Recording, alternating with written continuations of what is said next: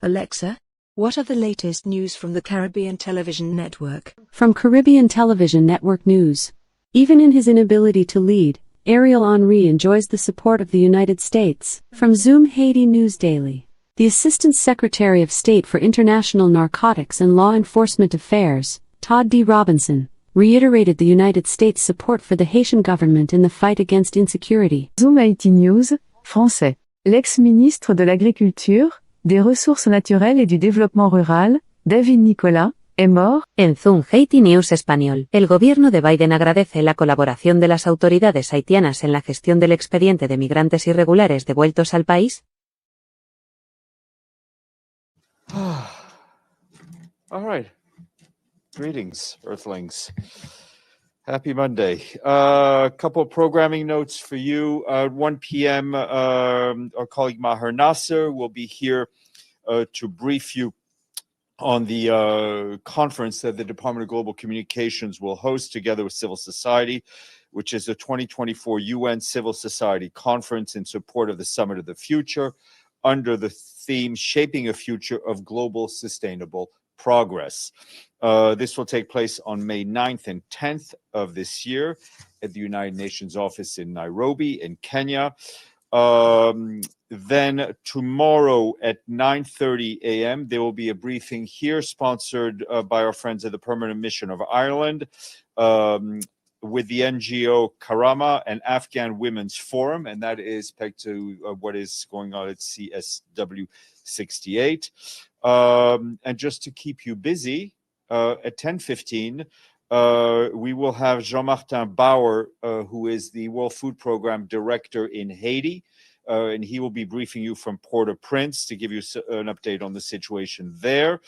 Then, to keep you even busier, after our daily prayer meeting here at noon, we will have briefing by the UN Children's Fund with Yasmin Sharif from Education Cannot Wait, along with Oksen Lisovi, the Minister of Education and Science of Ukraine, and Yevhen Kudryavets, the first Deputy Minister of Education and Science of Ukraine. This morning, the Secretary General of the United Nations, Antonio Guterres, spoke at the opening of the 68th session of the Commission on the Status of Women. He thanked the women from civil society for their work, saying he has been able to witness all over the world how their work is sparking progress on women's rights and benefiting communities. Mr. Guterres also warned that as the world is going through turbulent times, women and girls are being hit hard. He also noted that despite evidence that women's full participation makes peace building more effective, the number of women in decision-making roles is actually falling. The facts are clear, he said. Women lead to peace. But budgets and policies must follow with ambitious targets for women's participation and urgent investment in women's peace building. We must speak out loud and clear, he said, not on our watch, he added. His full remarks were shared with you. That meeting's still going on. And earlier this morning, the Secretary General spoke to you. He said that even though Ramadan had begun, the killing and bombing and bloodsheds continue in Gaza. He appealed today for all sides to honor the spirit of Ramadan by silencing the guns and removing all obstacles to ensure the delivery of life-saving aid to the speed and massive scale required. At the same time, and in the Ramadan spirit of compassion, he called for the immediate release of all the hostages held in Gaza. The Secretary General also renewed his appeal for Ramadan cessation of hostilities in Sudan, saying that the fighting there must end for the sake of the Sudanese people who face hunger, who face horror and untold hardships. And earlier, we also issued a video message to mark Ramadan in which the Secretary General said, in these trying times, the spirit of Ramadan is a beacon of hope, a reminder of our shared humanity, and he called on the spirit of the holy month to guide us towards a more just and compassionate world. Turning to the situation in Gaza, our colleagues at the World Health Organization and their partners told us they reached 2 hospitals in the northern part of the Gaza Strip, and those are Al-Ali and Al-Sahaba hospitals. That was done over the weekend. This followed an assessment mission to those two hospitals on Friday by our colleagues at OCHA, the UN Fund for Population, and the International Committee for the Red Cross. The WHO-led mission on Saturday delivered orthopedic and trauma items for about 150 patients, as well as 13 liters of fuel to Al-Ahli Hospital. The team also reached Al-Sahaba Hospital with 12,000 liters of fuel. In social media post, the Director General of WHO, Dr. Tedros, said both hospitals are functioning with limited capacity and lack fuel, anesthetics, antibiotics, specialized staff, and critical supplies. He said we need sustained, safe access to health facilities to deliver life-saving healthcare on a regular basis. And later today, as you all know, at 3 p.m., the Security Council will convene for an open briefing on the situation in the Middle East. Special Representative for the Secretary General on Sexual Violence in Conflict, Pramila Patten, will be briefing, and as obviously she is briefing on her mission she just concluded to Israel. Turning to Haiti, I can tell you that the chef de cabinet, Courtenay Rattray, is in Kingston in Jamaica, where he's representing the Secretary General at the high-level meeting organized by the Community of Caribbean States, CARICOM. Also with him there from the UN is Atul Khare, the head of the Department of Operational Services, and Miroslav Yencha, the Assistant Secretary General in the Department of Political and Peace-Building Affairs. Our main message to the meeting is that it is critical that we support the Haitian people with one voice towards finding rapidly a Haitian-led solution to the current grave crisis.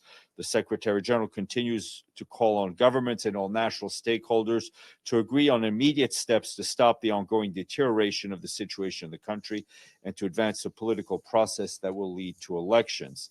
He also continued to urge member states to accelerate ongoing plans to deploy and, of course, adequately fund the multi-national security support mission, which was, as you recall, authorized by the Security Council last October. And that mission is needed to tackle the grave security needs of Haitians. You've also been asking me about the trust fund that is supposed to fund this mission, and unfortunately, I can confirm to you that there are no new contributions so far to the trust fund. It still stands at 10.8 million American dollars. On the humanitarian end, our colleagues continue to do everything they can to deliver assistance to people in need, despite the risks for their own safety. Since the end of February, the World Food Program and its partners have delivered more than 50,000 meals to the people who have fled their homes. UNICEF and the International Organization for Migration have provided nearly 70,000 gallons of water and emergency shelter material. We, along with our partners, have also distributed 1,500 hygiene kits to sites where people uprooted by the violence are living. But that is, of course, not enough. We need unhindered, safe humanitarian access without any preconditions. Our humanitarian partners continue to report shortages of medicine and medical equipment, along with blood, beds, and staff to treat the patients who are coming into the hospitals with gunshot wounds from areas all around Port-au-Prince. The humanitarian needs response plan for Haiti, which called for $674 million, is only 2.6% funded. That means it only has $17.7 million in the bank. That is not enough. We urgently need funding to be able to help the people of Haiti. And obviously more on Haiti tomorrow at 10:15 with the WFP country director, who's briefed you in the past and is indeed very good. Some travel may interest some of you. The personal envoy of the Secretary General for Western Sahara, Staffan de Mistura, traveled to Moscow at the invitation of the Russian authorities today. He had discussions with Foreign Minister Sergei Lavrov and the Deputy Foreign Minister Sergei Vershinin on the issue of Western Sahara. Turning to Ukraine, our colleagues for the Office of Coordination of Humanitarian Affairs tell us that attacks on the frontline regions over the weekend resulted in civilian casualties and damage to civilian infrastructure. It's in the Donetsk region in the east, in the city of Mirnorod, was particularly impacted after two attacks on the 8th and the 10th of March. Civilians, including children, were reportedly injured, and the homes of some 200 families were damaged. That's according to what authorities and our partners are telling us. Other towns in the region also sustained attacks with homes, hospitals, schools being damaged. That's also what local authorities are telling us. Our partners have provided construction material, helping nearly 900 civilians whose homes have been damaged. Over the last 3 days, homes, schools, and civilian infrastructure were also reportedly damaged by attacks in the Kharkiv, in the Dnipro, Odessa, and Kherson regions, all according to national authorities. Turning to Myanmar, where we are, our humanitarian colleagues are deeply concerned about the indiscriminate use of heavy weapons in residential areas that is posing grave risks and costing civilian lives in Rakhine State. On Saturday, a stray artillery shell landed in a residential area in the state capital of Sittwe, killing at least 8 civilians, Rohingya civilians, and injuring 12 others, including 5 children. This is the second time in 2 weeks that a stray shell has killed people in Sittwe. These incidents take place amid intensifying fighting in Rakhine between the Myanmar Armed Forces and the Arakan Army. The situation has prompted a surge in the displacement across the state. More than 300,000 people are now displaced in Rakhine State. The tactics used by the parties to the conflict are harming civilians and undermining humanitarians' continued ability to deliver assistance to people in need. We remind all parties to the conflict of their obligations under international humanitarian law to protect civilians, including aid workers. And in Somalia, the deputy heads of OCHA and the Food and Agriculture Organization have wrapped up their 3-day visit to the country. Speaking in Mogadishu over the weekend, Assistant Secretary General for Humanitarian Affairs, Joyce Msuya, said the humanitarian community will seek more international support for Somalia going forward as climate change continues to drive up needs, with women and girls bearing the brunt of the crisis. Ms. Msuya also warned that the lives of millions of people hang in the very tight balance, adding that this year's humanitarian response plan will seek to reach 5.2 million people with life-saving assistance.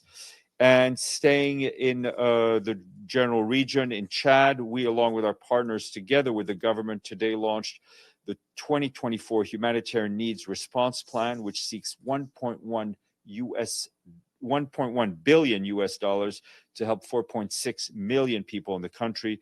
The plan prioritizes food security and nutrition as Chad braces for what could be the worst lean season in more than a decade. As you'll recall, just a few weeks ago, the government declared a state of emergency due to the food security and malnutrition situation in the country. The 2024 Humanitarian Needs Response Plan, which is aligned with Chad's National Development Plan, also focuses on providing healthcare support for refugees and their host community in Chad. Since the start of the conflict in neighboring Sudan last year, Chad has opened up its doors and welcomed more than 500,000 refugees, which has significantly strained the humanitarian situation in the east of the country.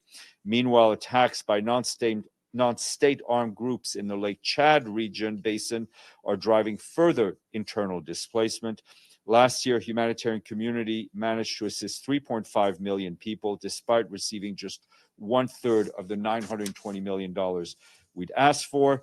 And lastly, just for the record, you saw over the weekend, we issued a statement marking yet another sad and grim anniversary in Syria, which is 13 years of conflict. During these years, the people of Syria endured unprecedented devastation and displacement, and today, 3 out of every 4 people need humanitarian aid. In the statement, the Secretary General said it is long past time for key parties to step up and meet the legitimate aspiration of the Syrian people.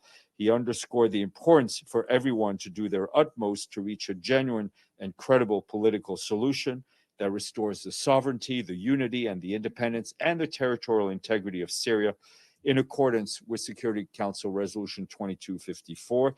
and that it creates the conditions necessary for the voluntary return of refugees in safety and in dignity. The Secretary General also stressed that we need urgent and adequate funding to sustain our life-saving humanitarian operations, including early recovery. Edie. Thank you, Steph. Two questions. First, this morning, the Secretary General reiterated his call for a Ramadan ceasefire in Sudan. The Rapid Support Forces accepted a ceasefire on Friday. The government put a whole bunch of conditions on any kind of a ceasefire. Are any discussions, talks between the two sides going on, and is Mr. Lamamra involved at all? I'm not aware that he is. We do hope that both sides agree on silencing their guns during Ramadan at the very least. As I'm reading all these notes on the humanitarian situation in Sudan, in Gaza, and Myanmar, and Haiti, first of all, it's rather depressing. And we keep asking for the same things, right? People to put aside their differences for an end to the violence, and for this unhindered and free access for humanitarian aid for those who need it. Secondly, on Haiti, can we get a readout later today of what's happening with CARICOM in Kingston, the meeting, and what Mr. Rattray and the Assistant Secretary Generals are accomplishing? We have preemptively asked in anticipation of your question. I have, and I would just like to make a comment and put on the record that the first 5 speakers at the Commission on the Status of Women this morning were men. And Achim Steiner, the head of UNDP, who was the 5th, actually took notice of this, as did the first female speaker. I think that was clear for all to see. Madame. I wanted to ask about the leak about the UNRWA report from Reuters 2 days ago. Has the SG seen the report, and what is his reaction? I mean, he's aware of the report. He's very disturbed by it, and our understanding is that UNRWA colleagues have shared it with the Israeli authorities, and we would like to see investigation and accountability. I mean, has this been brought up with the Israeli authorities? My understanding is that UNRWA has brought it up with the Israeli authorities. And are there any steps being taken to support the staff who were allegedly I mean, tortured? our UNRWA colleagues are providing whatever psychosocial support they can for their own colleagues. Deji, then Maggie. This morning, Secretary General's statement on the Ramadan, he urged for a ceasefire. What is reaction that, as a matter of fact, that there is no ceasefire still yet in Gaza? What's the reaction? Depressing. The reaction the one you mentioned? I don't.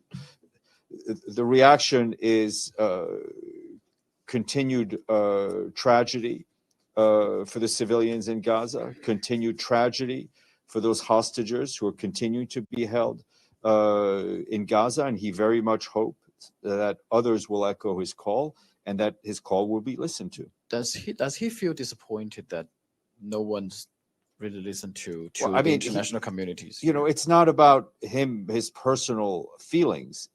He's disappointed that the suffering is continuing in all of these places I've talked about today. Okay. Any update on the UN's role in the temporary repair, construction, humanitarian delivery? No, sounds like a great question to be asked at the Pentagon. Senor. Oh, sorry, Maggie. Thank you. You're welcome. Sorry. Do you have an OIOS update on their internal investigation of UNRWA? No, I mean, if my calendar is right, they should be in Israel this week with the working meeting with Israeli counterparts. So to date, no handover of this dossier of evidence to the UN. Let's be clear. There has been no further handover of information by the Israeli authorities to UNRWA, right?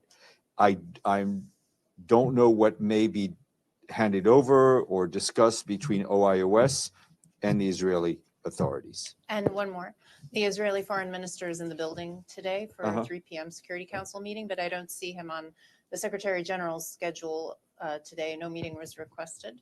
No. Hi, Steph. Again on Haiti, 2 questions. The European Union today has announced they are evacuating their personnel in Haiti. Is the UN doing? No, we are taking whatever measures to keep our staff safe, but there is no movement, outward movement of UN staff out of Haiti. We're staying and working with our Haitian partners and trying to do whatever we can, most importantly for the Haitian people. And do you have any information where Ariel Henry is and if he's expected today in the CARICOM meeting? We are tracking him like you are tracking him through media reports. If he appears in CARICOM and we find out about it and I'm able to share, I will, but I've not seen any new information. Abdelhamid, and then we'll go that way. Thank you. I have 2 questions. I asked the SG this morning, but he left the podium. Why he doesn't try to go visit Gaza? Why? Any travel by the Secretary General will be announced in time. I think, as you know, there have been a lot of UN, a good number of UN senior officials who've needed to be there for operational reasons. But if we have something to announce, we will share it with you. My second question. On the statement issued by Tor Winsland on the anniversary of the 5th month of the war, he said the following, and be patient, one line. No, this is very important. Can you be patient with me? I think I am very patient. No, but ask the question. Go ahead. I withdraw my question. No, ask the question, okay. Abdelhamid. He said, we need an end to this misery now, one that will lead to the immediate release of all hostages and a ceasefire. The SG always says ceasefire and release of hostages. Why Mr. Tor Winsland said release of all hostages first and then the ceasefire? Which comes first? Which is most needed? Abdelhamid, I'm patient with you. You asked your question. I will tell you the same thing over again. Please call Mr. Veneslan's office. He said what he said. I think the idea in his statement and the Secretary General's statement are the same. No. Well, I'm sorry. Benny, Ephraim, Nabil, Linda, Gabriel. 2 questions. First about the Israeli foreign minister. Yeah. Did he about the Israeli foreign minister? Did he request the meeting? No, with the no SG? meeting. Did No, the SG? no meeting was requested from the Israeli mission, and the SG did not request a meeting with him. Is that unusual? No, I mean, by which standards? I mean, is there an effort by the Israeli government not to meet with the Secretary General? Boycotting the Secretary General? Benny, like I told Deji to ask the Pentagon, I would ask you to ask the Foreign Ministry. Okay, second question. But I would add that we speak to Israeli our Israeli counterparts, especially on the ground on a daily, if not hourly basis. We continue to have operational contacts, and we speak to the people we need to speak to. Yeah, but you're aware that there's quite a lot of anger in Israel over the Secretary General. I too read the media. Second question about the Secretary General's speech this morning or statement this morning. He said, and this is something that he had said before, actually since the beginning of the war, that what's happening in Gaza is unprecedented during his time as Secretary General. You just read a statement that said that the situation in Syria is unprecedented. Obviously, you also referred to Sudan, which is not precedented. Is the use of unprecedented in this case a little overwrought? I think we can, I will leave it to all of you to do your analyse de texte and analyze what the Secretary General said. I think when he has said, and in terms of the level of deaths that we have seen in Israel and in Gaza, is that the number in this short amount of time is the highest that he has since become Secretary General in any one conflict. So there are precedents, but not in this short time. Well, he said since becoming Secretary General. Well, this war in Syria was during his time as But Secretary General. he has not been Secretary General for 13 years, as far as I've been here now. This is my 10th anniversary here at this podium. Really? Since Only Act 10th? Two? Yes, Are you only sure yes. about that, Steph? I mean, Yes, no, I know. seems more. So he has not been Secretary General for 13 years. Ephraim. Thank you, Steph. Two questions. The fact-finding mission on Iran has found that the violent repression of peaceful protests and the discrimination against women and girls there has enabled crimes against humanity and human rights violations. Does the Secretary General have any commentary on this report? I think he thinks it's a very important report done by the fact-finding mission appointed by the Human Rights Council. And as you know, the Secretary General has raised the issue of human rights in Iran repeatedly in his meetings with senior Iranian officials. Yes, and on Syria, I know I read the statement also, and you just said it, but the Commission of Inquiry also on Syria has released its report. Unprecedented, actually, the violence in the past 4 months by all parties, including the Syrian government dropping cluster munitions on densely populated areas, hitting hospitals, schools, markets, and camps for displaced Syrians, which is a pattern that's been ongoing in the past decade. Any specific comments on that report? I mean, this again, I think these show how important these tools are to the international community. These commissions.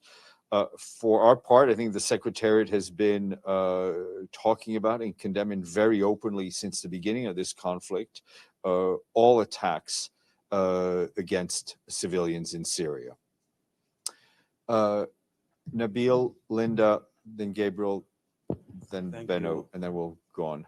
Thank you, Stefan. So we've seen that a number of humanitarian convoys could not reach their destinations inside Gaza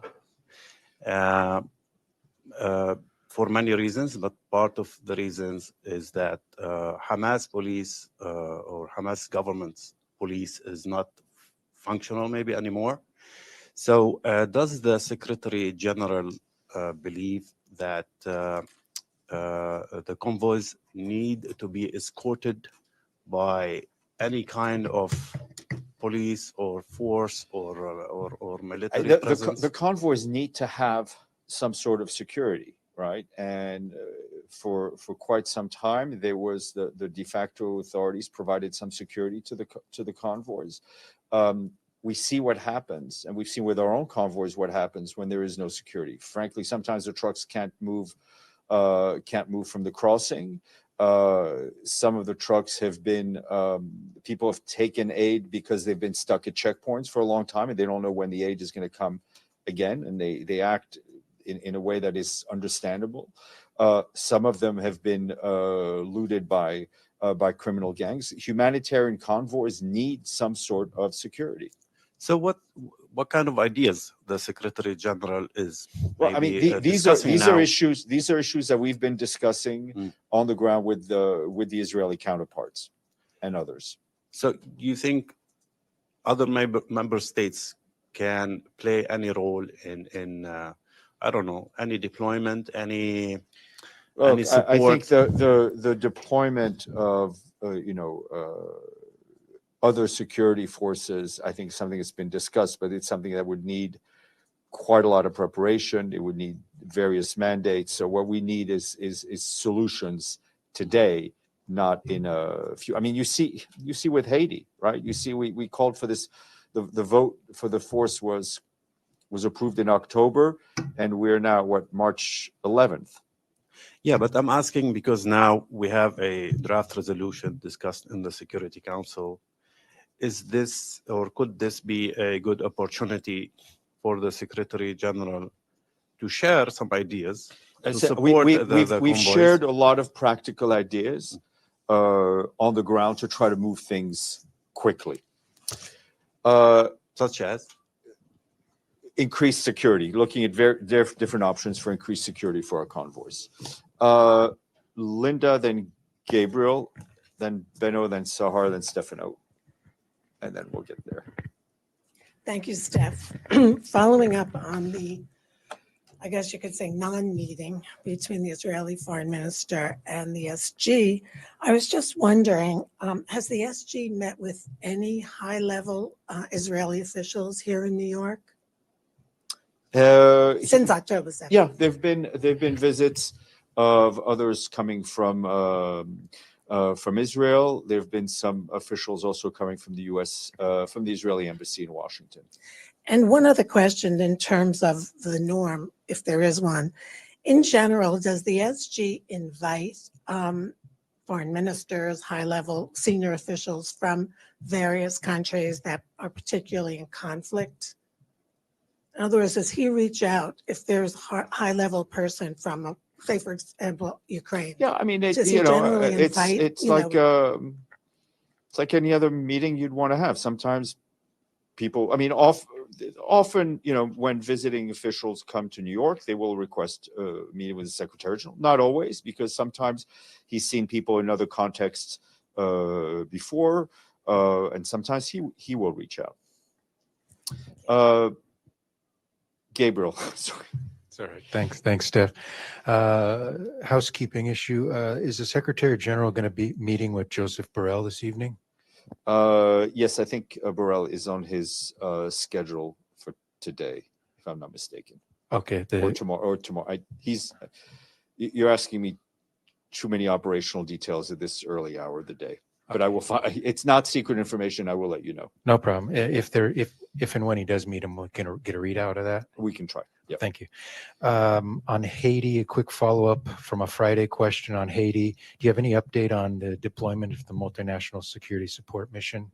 No, I mean, the only update I have for you is the fact that we're still at 10 million and change in the trust fund.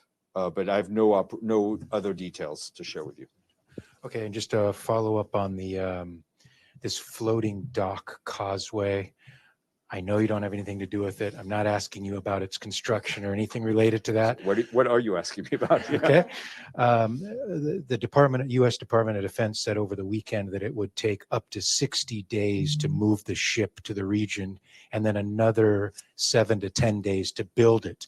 My question to you is, how does that information inform the UN's decision on how they will use this potentially to distribute aid to the people that need it in Gaza? That's one of the reasons we've said we welcome all these initiatives to increase aid, but from where we stand, there is no alternative for a rapid land-based increase of humanitarian aid coming into Gaza from other crossing points using the Ashdod port, which already exists.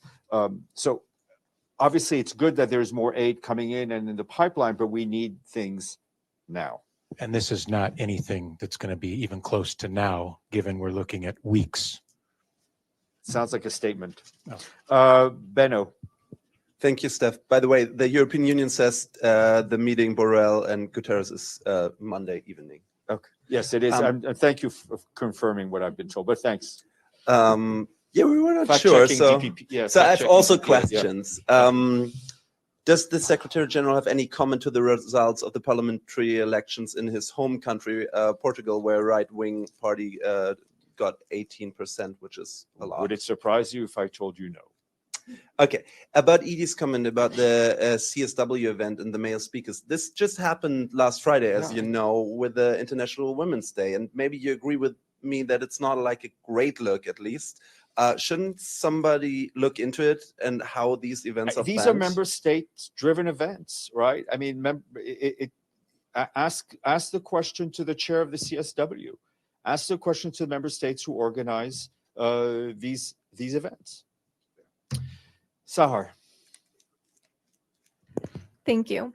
I know you said that the UN's stance is that you guys are going to stay in Haiti, but if it comes down to the point where the situation gets so extreme, would the UN in Haiti even have the operational capacity right now to evacuate its foreign staff if it came to that? It wouldn't surprise us, Sahar, that we're not going to talk about hypothetical situation. The security of our staff, whether it's in Haiti or anywhere else we operate at a high level of tension, is evaluated on a day-by-day basis. Decisions are made in relation to the security situation. So I can only speak to what is going on today, is that our staff is staying in Haiti. Thank you. Stefano, then Sinan. Thank you, Stefan. Yesterday, the Secretary General did a long, a very interesting interview on the Italian television. I saw it. It was very good. But there is one part that at least myself, I'm not sure if I understood exactly what he's thinking about it. It's about the Security Council reform, where he restated the necessity for the need for Africa to be more represented. He said that he doesn't believe that the veto power can be eliminated. But again, it's not clear if when he's talking about Africa more represented, if he's talking about then a permanent seat, but then what country, or just more members. I think the Secretary General has often spoken about the need for African representation on the Council. All of those issues will be dealt with and will have to be dealt with by member states. Sinan, and then we'll go to round two. Yeah. Thank you. Just a quick follow-up since Ephraim asked my question. UN report says Iran committed crimes against humanity during protests. Crackdown caused death of Kurdish woman Mastajina Amini in 2022. But on the other hand, Iran condemns UN reports, and they said that the case was not investigated by independent investigators. And what's the Secretary General's response? All of these commissions set up by whether it's fact-finding commissions and commissions of inquiry, different models set up by the Human Rights Council, have a very important role to play. I think it is important that all member states cooperate with them. From what I understand, and I hope I'm not mistaken, is that this fact-finding mission was not able to go to Iran, but they did their report using the sources that they used that were legitimate sources. And I think it is always best for member states to cooperate with these mandates. Abdelhamid. Thank you again, Stefan. Today, the first day of Ramadan, hundreds of settlers stormed the Al-Aqsa Mosque. And this day, many people dedicate their whole day for prayer. Do you have any comment on that? We're always very concerned about any provocation in the holy sites in Jerusalem. There is a status quo that needs to be observed and respected. Nabil, then Margaret, then Ibtisam. Back to Gaza. Have you or any UN agency mobilized or prepared humanitarian resources in Cyprus to be shipped to Gaza? We have Sigrid Kaag has people on the ground in the port in Larnaca in Cyprus. I'm not aware in terms of what goods may be shipped through that road, if those will include UN goods, but I can try to find out. And this will be under her mandate or WFP or OSHA? I mean, the people that are there under her mandate, given as senior humanitarian coordinator. Margaret. Just to follow up on my Haiti question about Mr. Henry, you have 3 senior UN officials at the CARICOM meeting. Nobody has told you whether they've seen him or not. I in mean, the building? Is literally, he in the building? the meeting started, I think, about an hour ago or so. I will try to reach one of these senior people, but I'm sure if they'd seen Henri, hopefully somebody would have told me, but hey, again, nobody tells me anything. Exactly. Ibtisam, and I think we will close there. I have a few follow-ups. So first on this Cyprus ship. So, I mean, is it going to go to Asdod port or? These are very, very valid questions. The ship that is sailing from Cyprus, I expect it to sail from Cyprus because as far as I know, it hasn't left yet, is not being coordinated by us. So you would have to ask one of the two NGOs who are organizing it to see where it will be going. Okay, and another follow-up on the UNRWA report and the allegation that that these confessions were taken under torture. In this case, isn't it, because you talked about, in your answer, you said that there should be investigation.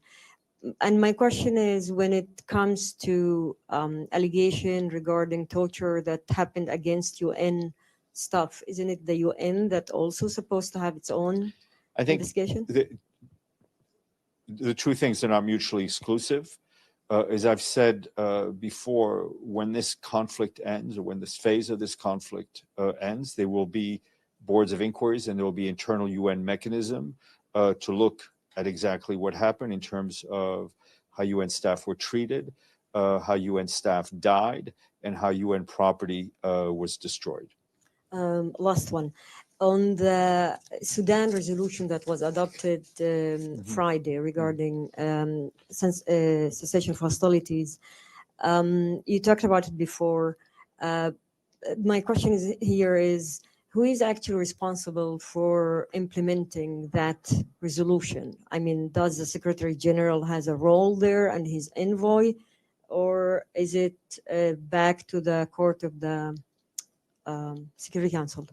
I think the Secretary General's own responsibility are lined up, but it is obviously what we want is to see both warring parties accept it, and what we want to see are all those countries that have an influence on either one of the two parties to use that influence in a positive way and push for cessation of hostilities. Thank you, and I would ask you to stay for Maher, who will be here in a...